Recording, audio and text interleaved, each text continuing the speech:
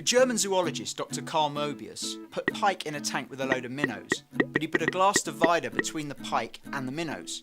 Quite expectedly, the pike went to attack the minnows, but it kept hitting its nose against the glass divider. After a few hours it gave up and sunk to the bottom of the tank, at which point Dr. Moebius released the glass divider so the minnows disseminated throughout the tank. At that time the pike could have attacked any of the minnows and eaten them. It made no attempt to do so. What the experiment showed is that the pike couldn't get the paradigm shift, that it was now able to eat the minnows that just before it had attempted for several hours to eat and couldn't. So ask yourself, are you suffering from pike syndrome? The fact is, the digital and technological revolution that we're all living through has changed many of the paradigms that previously existed. Mastering digital is not about technology.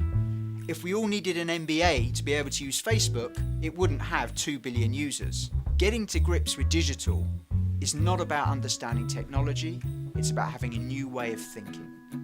The starting point for understanding this revolution is that we now live in a world where everybody has a media channel. Media companies are still putting out information like they always did. Businesses now own media channels like websites and LinkedIn profiles and Facebook pages, and every individual also owns a media channel.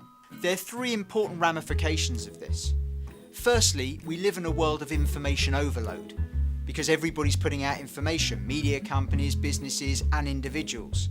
But everything in life has a cause and effect. And the direct effect of living in a world of abundance of information is we now live in a world of scarcity of attention. And therefore, the ramification is this. Companies used to be valuable because of what they did. Today, companies are valuable because of the attention they have. The real value today in a business is the attention it has of its audience.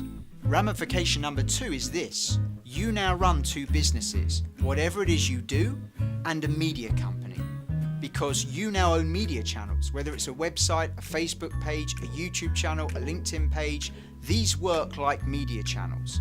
With traditional marketing, you would pay to leverage someone else's audience. For example, you may take an advert in a publication. The publication had grown an audience and you paid to interrupt it temporarily with your message. But your website, your Facebook page or your YouTube channel doesn't have an audience. In other words, in digital media, what you have to do is grow an audience and then retain it. And that's a media discipline, not a traditional marketing one. And the third ramification is this. Traditionally in marketing, you'd have the audience you wanted to reach and the channels which you used in order to get to them. For example, advertising in a magazine or on television would be the channel which you would use to get to your audience. But in a world where everybody owns a media channel, and in a world where information is increasingly not disseminated by publication or broadcasting, but by social sharing, your customer is now the channel. These are some of the ideas that need to be grappled with if a business is going to become fit for the digital age.